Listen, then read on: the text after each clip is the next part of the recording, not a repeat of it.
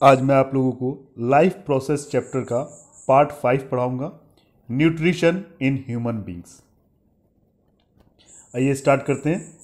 The elementary canal is basically a long tube extending from the mouth to the anus. Alimentary canal क्या होती है? एक long tube होती है, एक पाइप जैसा स्ट्रक्चर होता है जो माउथ से स्टार्ट होके एनस तक हमारा रहता है। ठीक है, we can see that the tube has different parts. Various regions are specialized to perform different functions.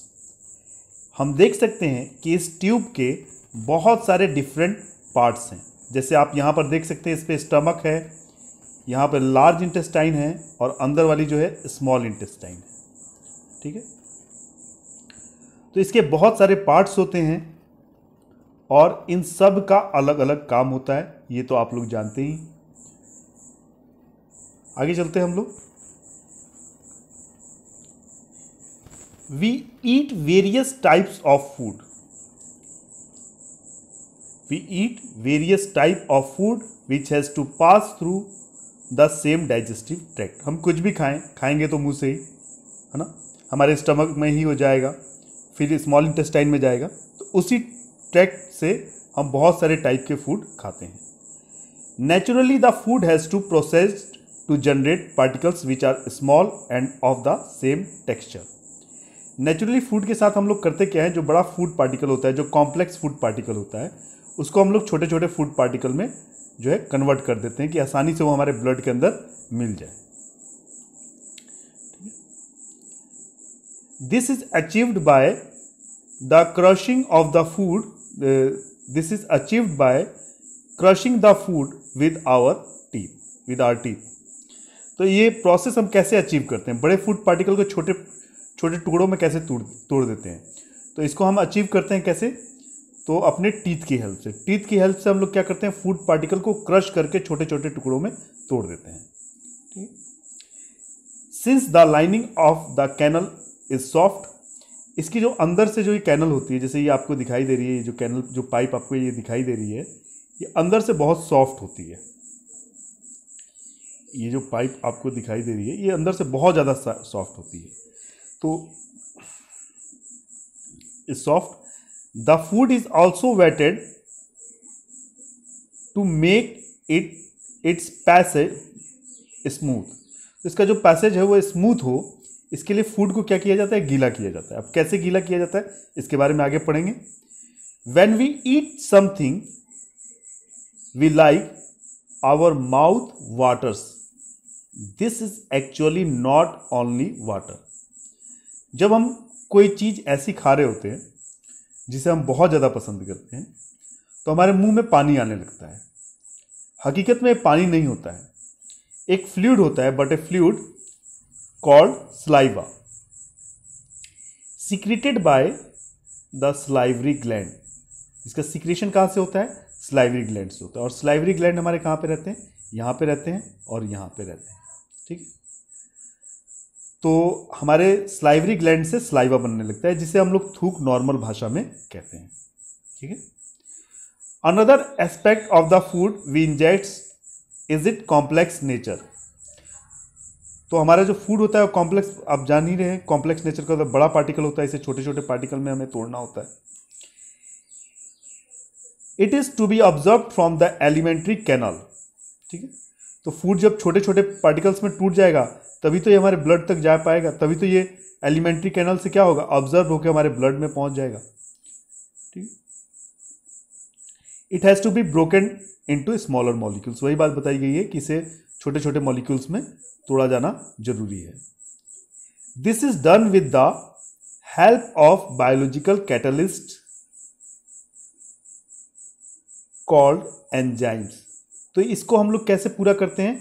Biological catalyst की हेल्प से, जिसे कहा जाता है एंजाइम्स। तो क्रशिंग से पूरा काम नहीं चलेगा। क्रशिंग क्या है कि जो बड़ा फूड पार्टिकल है, इसे छोटे छोटे फूड पार्टिकल में तोड़ देता है, लेकिन इससे भी छोटे छोटे पार्टिकल्स में हमें ये चाहिए होते हैं कि टूट के एकदम छोटे छोटे पार्टिकल्स में बदल जाए। तो फूड पार्टिकल्स को, कॉम्प्लेक्स फूड पार्टिकल्स को एकदम छोटे छोटे पार्टिकल्स में तोड़ने का काम कौन करते हैं? एंजाइम्स करते हैं। ठीक है, बायोलॉजिकल कैटलिस्ट होते हैं जो एंजाइम वो करते हैं। The saliva contain an enzyme, the saliva contain N enzyme called salivary amylase. जो हमारा सलाइवा होता है, जो थूक होता है, इसके अंदर एक एंजाइम होती है जिसे हम लोग क्या कहते हैं? Salivary amylase. तो मैंने अभी अभी आपको एंजाइम के बारे में बताया कि एंजाइम वैसी चीज होती है जो बड़े फूड पार्टिकल को छोटे फूड पार्टिकल में तोड़ देती है। तो स्टार्च को, जो स्टार्च होता है, स्टार्च को सलाइवरी अमाइलेज क्या करती है? शुगर में, छोटे छोटे शुगर के पार्टिकल्स में तोड़ देती है।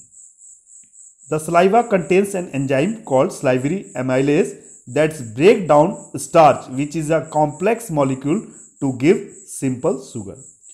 तो स्टार्च जो होता है ना, इसको सलाइवरी अमाइलेज किस में तोड़ देती है? शुगर में। ठीक है, तो स्टार्च क्या है? कॉम्प्लेक्स मॉलिक्यूल है, और ये क्या है? सिंपल मॉलिक्यूल, यानी छोटा छोटा फूड का पार्टिकल है। और ये क्या है? बड़ा फूड का पार्टिकल है, बड़ा फूड का पार्टिकल है। तो इसे किसकी हेल्प से हमने तोड़ा? सलाइवरी अमाइलेज की हेल्प से। यदि आप कुछ देर तक खाना चबाओगे मुंह में, जैसे आपने कुछ भी खाया, चपाती खाई, उसे कुछ देर तक आप मुंह में चबा रहे हैं, तो थोड़ी देर बाद आपको ये महसूस होगा वो मीठा लगने लगता है। क्यों? क्योंकि जो उसमें का स्टार्च होता है वो किस में बदल जाता है? शुगर में बदल जाता है। ठीक, आगे चलते हैं हम लोग। The food is mix थ्रूली with saliva and move around the mouth while chewing by the muscular tongue. The food is mixed thoroughly with saliva and moved around the mouth while chewing by the muscular tongue. जो food होता है, इसमें saliva हम लोग कैसे मिलाते हैं? जब हम लोग फूड को क्रश कर रहे होते हैं अपने दांतों से, तो हमारी जीभ से क्या होता है कि उस फूड के अंदर सलाइवा अच्छे से मिल जाता है।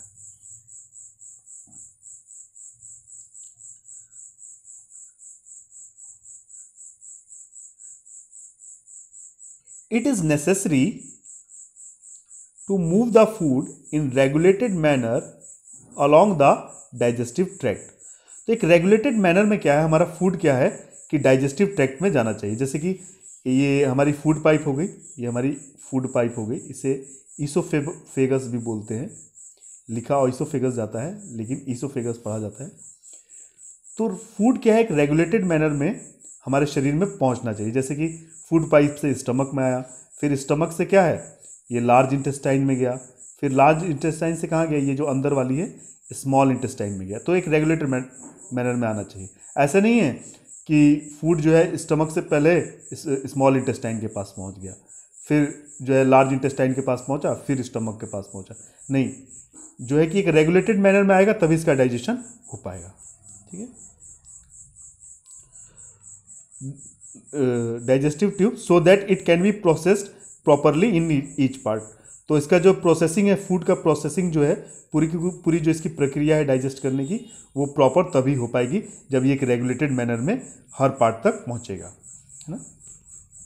The lining of canal has muscles that contracts, है ना, that contract rhythmically in order to push the food forward. तो जो ये हमारी फूड पाइप होती है, और मान लीजिए इस फूड पाइप के अंदर ये फूड है, तो ये क्या होती है? कॉन्ट्रैक्ट होती है, यहाँ से साइड साइड से कोने कोने से दबना स्टार्ट हो जाती है। तो फूड क्या, जब ये दबना यहाँ से स्टार्ट होगी तो ये फूड क्या होगा? आगे बढ़ना स्टार्ट होगा। ठीक है, तो फिर यहाँ पे पहुँचता है, फिर यहाँ से फिर ये यहाँ से दबना स्टार्ट होती है। तो फूड इसी तरीके से क्या होता है? फूड पाइप जो होती है, मान लीजिए फूड पार्टिकल यहाँ पर है कोई, तो ये क्या है? यहाँ से दबना स्टार्ट होती है, कॉन्टैक्ट होना स्टार्ट होती है। तो फूड क्या होता है? आगे बढ़ जाता है। फिर यहाँ से दबना स्टार्ट होती है, फिर फूड क्या है? आगे बढ़ जाता है। ठीक है, तो ऐसी मूवमेंट को हम लोग क्या बोलते हैं?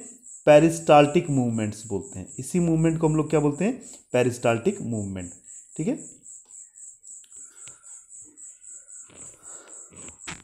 From the mouth the food is taken to the stomach through the food pipe. तो माउथ से जो है, जो फूड है, जो from the mouth the food is taken to the stomach through the food pipe. तो आप देख रहे हैं माउथ से स्टमक तक खाना किसकी हेल्प से पहुंच रहा है? फूड पाइप की हेल्प से पहुंच रहा है। ठीक है, इसी को हम लोग क्या बोलते हैं? ईसोफेगस भी बोलते हैं। यहाँ इसे बढ़िया से समझ लीजिए। तो ये माउथ से फूड किसकी हेल्प से पहुंच रहा है? तो ये फूड पाइप की हेल्प से स्टमक तक पहुंच रहा है। ठीक है, the stomach is large organ which expends when food enters it. तो जैसे ही ये बहुत बड़ा ऑर्गन है, जितना खाएंगे उतना ये क्या है, इसका साइज बड़ा होते जाएगा। थैला है, बैग है, बैग में जब जितना चीज़ भरते जाएंगे, चमड़े का थैला है तो उसका साइज क्या होगा? बढ़ते जाएगा। तो वही चीज़ इसमें बताई हुई। The muscular walls of the stomach help in mixing the food थ्रूली with more digestive juices. अब मान लीजिए तो चमड़े का थैला है, तो इस चमड़े के थैले में क्या होता है? जैसे ही फूड पहुंचता है, जैसे ही यहाँ पे फूड पहुंच गया, तो इस चमड़े के थैले में क्या होता है कि फूड को के साथ किस चीज़ को मिलाया जाता है? डाइजेस्टिव जूसेस को मिलाया जाता है। और ये डाइजेस्टिव जूस किसके पास रहते हैं? स्टमक के पास रहते हैं। और यह इसका क्या होता है? डाइजेशन स्टार्ट हो जाता है। ठीक है, पहले क्या होता है? एक दूसरे को फेंटा जाता है खूब बढ़िया से, एक दूसरे को फेंट के डाइजेस्टिव जूस को फूड के साथ फेंट के खूब बढ़िया से मिला दिया जाता है। The digestion in stomach the digestion in stomach is taken care by the gastric glands present in the wall of the stomach। तो स्टमक में जो डाइजेशन हो रहा है, जो भी डाइजेशन स्टमक के अंदर हो रहा है हमारे, तो ये किसकी हेल्प से हो रहा है? तो गैस्ट्रिक ग्लैंड्स की हेल्प से हो रहा है। ठीक है, जो यहाँ पर साइड साइड में प्रेजेंट रहते हैं स्टमक के। ठीक है, These रिलीज हाइड्रोक्लोरिक एसिड। तो इनमें से एक चीज निकलती है जिसका नाम होता है HCl। ठीक है, HCl निकलता है। ए प्रोटीन डाइजेस्टिव एंजाइम, जिसका नाम क्या होता है? Protein digestive enzyme pepsin. HCl निकल रहा है, पेप्सिन निकल रहा है। तो ये पेप्सिन किसको डाइजेस्ट करती है? प्रोटीन को। ठीक है, एंड म्यूकस। और तीसरी चीज क्या निकल रही है? म्यूकस। तो हमारे स्टमक के जो गैस्ट्रिक ग्लैंड्स होते हैं, ठीक है, इसमें से क्या क्या चीज निकलती है? फर्स्ट नंबर आपको याद रखना है HCl, सेकंड में पेप्सिन, थर्ड में म्यूकस। तीन चीजें निकलती हैं। अब इन तीनों का अलग अलग काम है। ठीक है, the hydrochloric acids creates an acidic medium which facilitates the action of the enzyme pepsin। तो हाइड्रोक्लोरिक एसिड क्या करता है? पेप्सिन के लिए एसिडिक मीडियम बना देता है। और जब इसके लिए एसिडिक मीडियम बना देगा पेप्सिन के लिए, तो पेप्सिन क्या है? आसानी से प्रोटीन को डाइजेस्ट कर सकता है। ठीक है, ये काम है HCl का। तो ये HCl तो बहुत डेंजर चीज है। तो HCl क्या करता है कि इसमें इतनी डेंजर चीज़ है कि एक ब्लेड जो होता है, जो ब्लेड होता है, इस ब्लेड को अगर इसमें डाल दिया जाए, है ना, HCl हमारे स्टमक से निकाल के, तो ये ब्लेड भी इसके अंदर गल जाएगी। इतना डेंजर जो है ये एसिड हमारे स्टमक के अंदर रहता है। तो आखिर इससे हमारा पेट जलता क्यों नहीं है? तो ये जलता इसलिए नहीं है क्योंकि जो ये म्यूकस होता है, ठीक है, ये म्यूकस एक ऐसी चीज़ है जिस पर एसिड का कोई भी इफेक्ट नहीं होता है। तो ये हमारे स्टमक के नीचे रहता है म्यूकस, और एसिड क्या होता है? इसके ऊपर रहता है। तो ये हमारे स्टमक को क्या करता है? म्यूकस जलने नहीं देता है।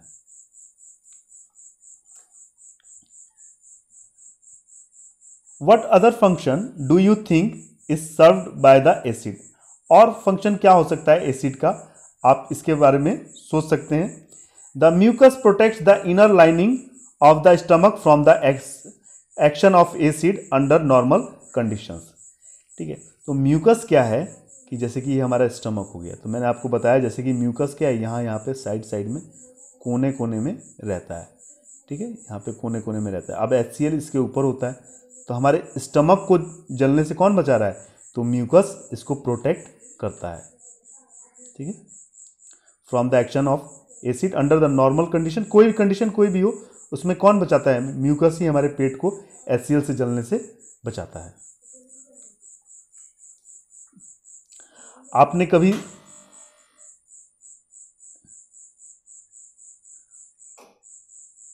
Have you often heard adults complaining about acidity? Can this be related to what has been discussed above? क्या आपने कभी एसिडिटी के बारे में जो है बड़े लोग जो कहते हैं कि एसिडिटी हो गई है, तो एसिडिटी होता क्या है, HCl जब ज़्यादा मात्रा में प्रोड्यूस होने लगता है तो एसिडिटी का लोग शिकार हो जाते हैं। ठीक है, तो यहाँ पे बताया the exit of the food from the stomach is regulated by a sphincter muscle, है ना, which releases it in small amounts into the small intestine। तो मान लीजिए ये स्टमक हो गया, अब इस स्टमक से फूड कहाँ जाएगा, डायरेक्ट सबसे पहले स्मॉल इंटेस्टाइन में जाएगा। ठीक है, जो मान लीजिए ऐसे ऐसे करके रहती है ना, इसमें चला जाएगा। ठीक है, और ये बाहर जो मैं बना रहा हूँ ये आपकी लार्ज इंटेस्टाइन है।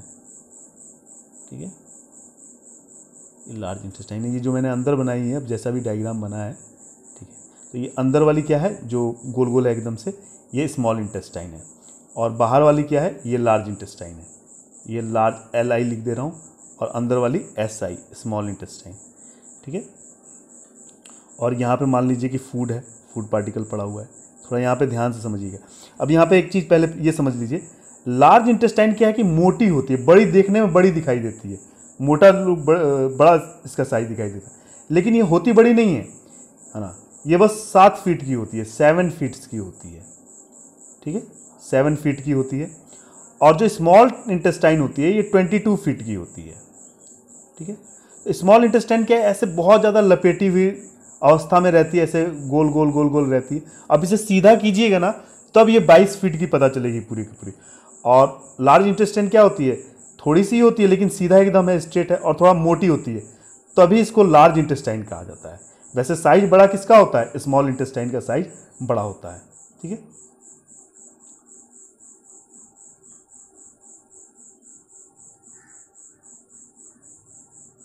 अब देखते हैं हम लोग क्या चीज़ बता रहा है इसमें।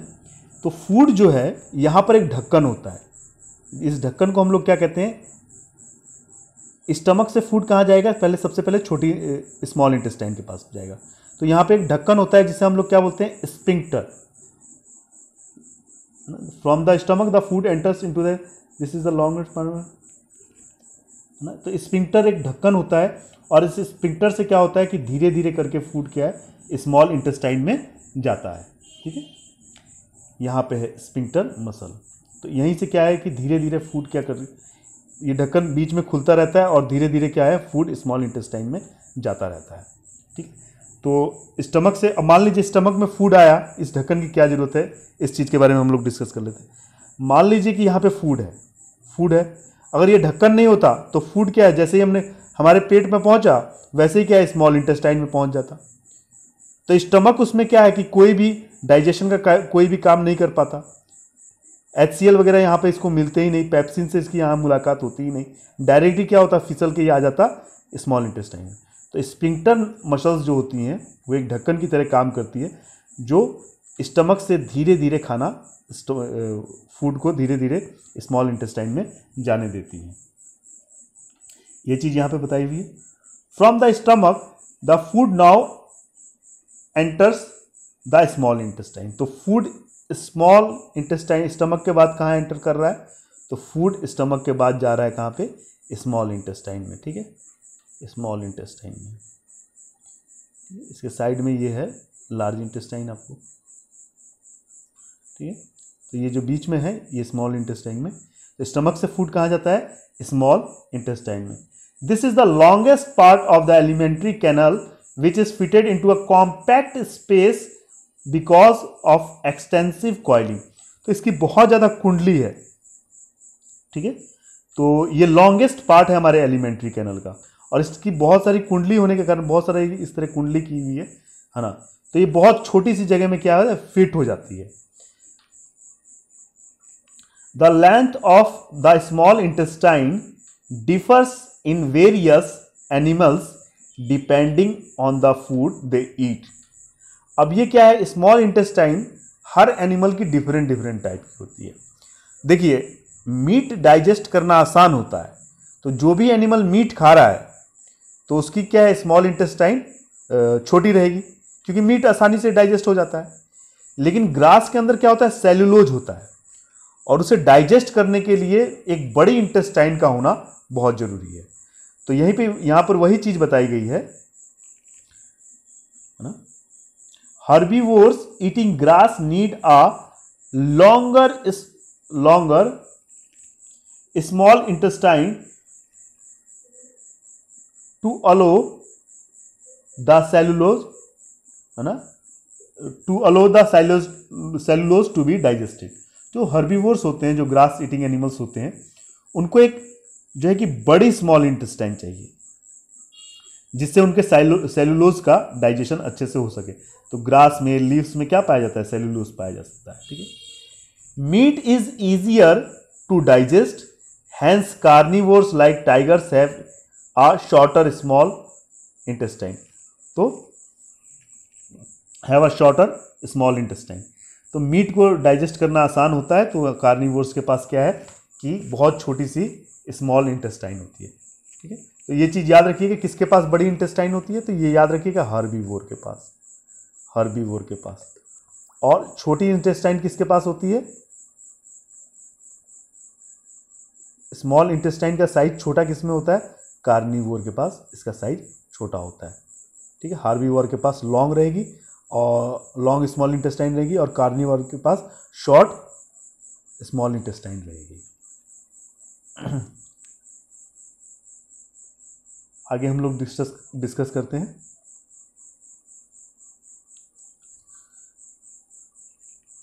The small intestine is the site of the complete digestion of carbohydrate, proteins and fats. Small intestine में पूरा का पूरा डाइजेशन हो जाता है, किस चीज का, कार्बोहाइड्रेट का, प्रोटीन का और फैट्स का। अब कार्बोहाइड्रेट क्या है, जैसे हम लोग चपाती खा रहे हैं, राइस खा रहे हैं, तो उससे हमें क्या मिलता है, कार्बोहाइड्रेट मिलता है ना। दाल खा रहे हैं, मीट खा रहे हैं, तो उससे हमें क्या मिलता है, प्रोटीन मिलता है। ऑयली चीज़ें खा रहे हैं तो उससे क्या मिलता है, फैट्स मिलता है। तो ये पूरा का पूरा इसका कंप्लीट डाइजेशन कहाँ पर होता है, तो इसका कंप्लीट डाइजेशन होता है स्मॉल इंटेस्टाइन में, इन तीनों का। अब एक चीज़ मिलाइएगा, प्रोटीन के डाइजेशन के बारे में अभी कुछ देर पहले हम लोगों ने चर्चा की थी, पेप्सिन के बारे में, जो स्टमक में रहता है और प्रोटीन का डाइजेशन करता है। लेकिन ये प्रोटीन को हाफ डाइजेस्ट कर पाता है, पूरा अच्छे से डाइजेस्ट नहीं करता है। तो स्मॉल इंटेस्टाइन में एक और एंजाइम होती है जिसका नाम होता है ट्रिप्सिन, जो प्रोटीन का फुल डाइजेशन करती है।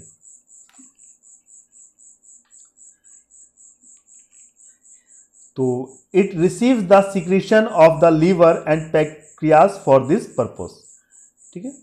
तो कंप्लीट डाइजेशन करने के लिए फैट का, प्रोटीन का, कार्बोहाइड्रेट का, तो इसे क्या है कि लीवर और पैनक्रियास से भी कुछ जूस मिलते हैं, जिसकी हेल्प से क्या है कि पूरा का पूरा कार्बोहाइड्रेट, प्रोटीन और फैट का डाइजेशन कर पाता है।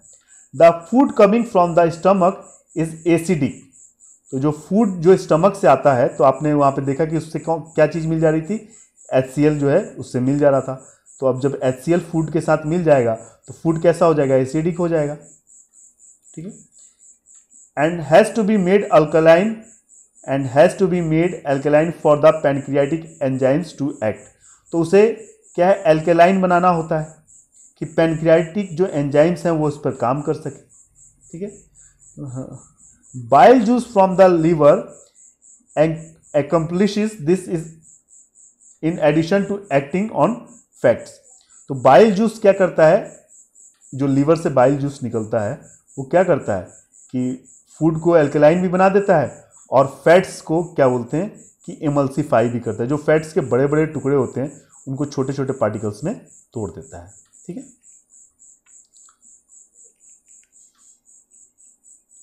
आगे चलते हैं हम लोग।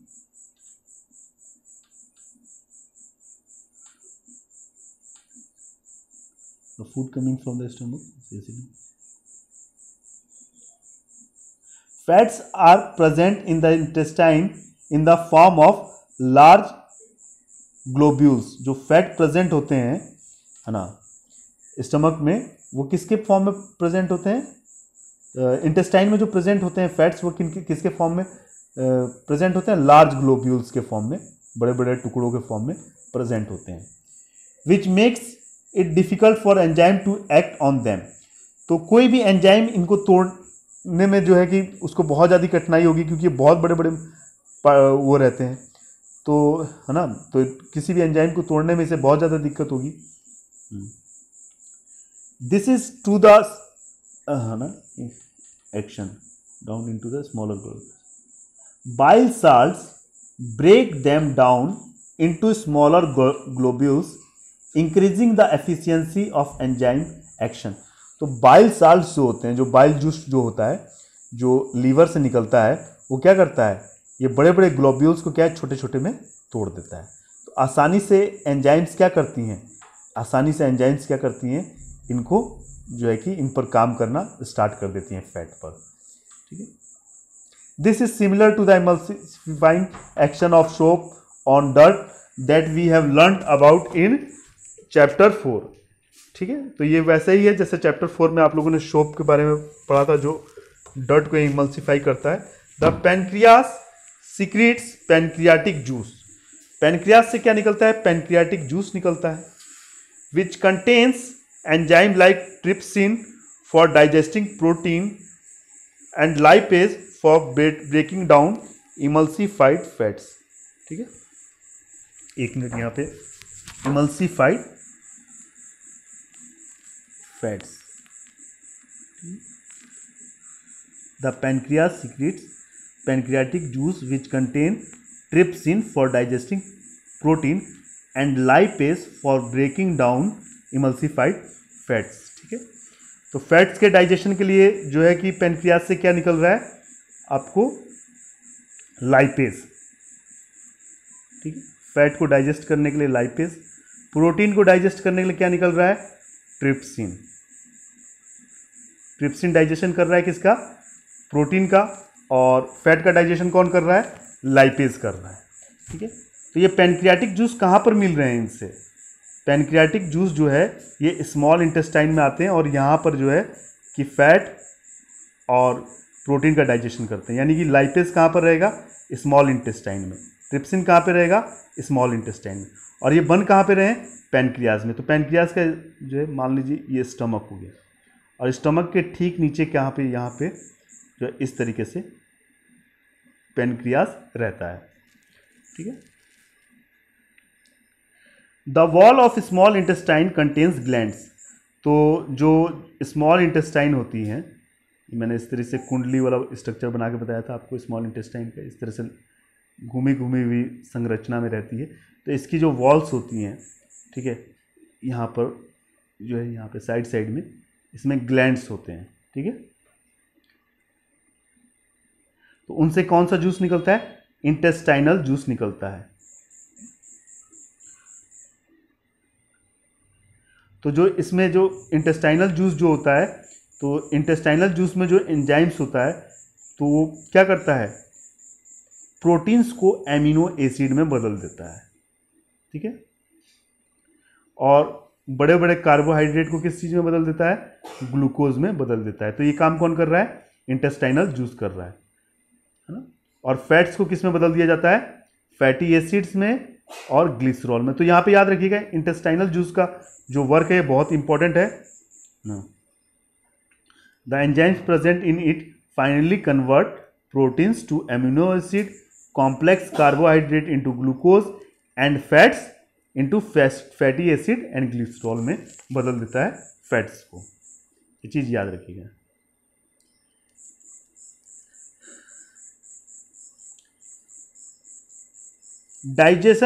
Digested food is taken up by the wall of the intestine. तो जो डाइजेस्टेड फूड होता है, जो पचा हुआ खाना होता है ना, वो कहाँ पे चला जाता है? तो ये स्मॉल इंटेस्टाइन को मैं एक स्ट्रक्चर इस तरीके से आपको दिखा रहा हूँ स्मॉल इंटेस्टाइन में, कि यहाँ पे मान लीजिए डाइजेस्टेड फूड पड़ा हुआ है, छोटे छोटे particles. The inner lining of the small intestine has numerous finger like projections called villi. तो इनर लाइनिंग जो होती है इसके पास ऐसे ऐसे ऊपर बहुत सारे फिंगर, उंगली नुमा संरचना होती है यहाँ पर साइड में, ठीक है। इसे हम लोग क्या बोलते हैं, विलाई कहते हैं। एक बार मैं थोड़ा सा इसका क्लियर डायग्राम बना दूं अच्छे से समझाने के। ये मान लीजिए स्मॉल इंटेस्टाइन है, ये एक पाइप हो गई स्मॉल इंटेस्टाइन की, और यहाँ पर डाइजेस्टेड फूड छोटे छोटे पड़े हुए हैं। तो स्मॉल इंटेस्टाइन में क्या होता है, यहाँ पे फिंगर लाइक जो है ऐसे ऐसे स्ट्रक्चर होते हैं, ठीक है, ऐसे ऐसे स्ट्रक्चर हो। इन स्ट्रक्चर को हम लोग क्या बोलते हैं बाबू, इसको हम लोग बोलते हैं विलाई। तो ये डाइजेस्टेड फूड है ना, तो ये डाइजेस्टेड फूड क्या होता है, डाइजेस्टेड फूड विलाई की हेल्प से हमारे ब्लड में चला जाता है। क्योंकि विलाई किससे जुड़ी हुई होती है, the villi are richly supplied with the blood vessels which take the observe food to each and every cell of the body. तो विलाई की हेल्प से ये डाइजेस्टेड फूड होता है, वो फिर ब्लड वेसल्स में चला जाता है, और फिर ब्लड वेसल्स की हेल्प से हमारे बॉडी के हर सेल के पास तक ये पहुंच जाता है। तो वहाँ पर इसका यूटिलाइज किस में किया जाता है, एनर्जी के लिए। अब सेल में इसका यूटिलाइजेशन किसके लिए किया जाएगा, डाइजेस्टेड फूड का, ये एनर्जी के लिए, नए टिश्यू बनाने के लिए, और ओल्ड टिश्यू को रिपेयर करने के लिए। The unabsorbed food is sent into the large intestine where its walls absorb more water from this material. The rest of the material is removed from the body via the anus.